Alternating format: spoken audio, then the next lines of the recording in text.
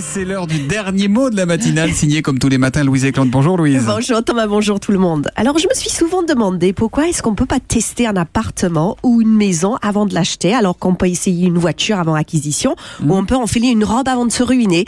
Eh bien maintenant c'est possible. Le réseau d'immobilier Capifrance vous propose de dormir dans la maison de vos rêves avant de passer chez le notaire. De quoi éviter de faire des cauchemars en réalisant trop tard que vous avez acheté une maison qui vous convient pas. C'est une idée superbe. C'est un mélange entre Stéphane Plaza et J'irai dormir chez vous quand vous serez pas là.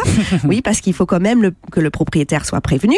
Alors l'avantage de dormir sur place, c'est qu'on peut vérifier si c'est bruyant ou mal isolé. Un appart, c'est comme un futur mari. Avant de signer, il faut vérifier si la chaudière ne renfle pas. Mais les acheteurs dorment vraiment sur place? Oui, le DG de Capifrance m'a dit qu'on pouvait rester entre 2 et 48 heures, mais que les Français ne veulent pas vraiment abuser. En moyenne, il reste un après-midi ou une après-midi.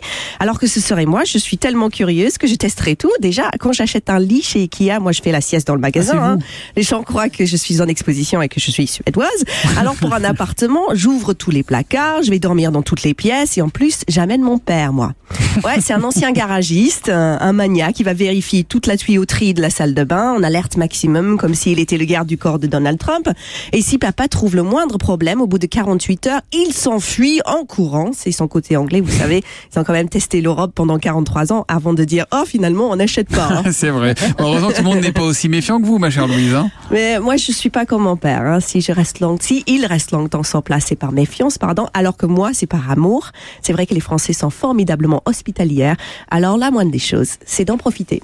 C'est bien vu. Belle philosophie de vie de Louise Éclante. Merci beaucoup, ma chère Louise, et à demain matin. À demain. Julie. Oui.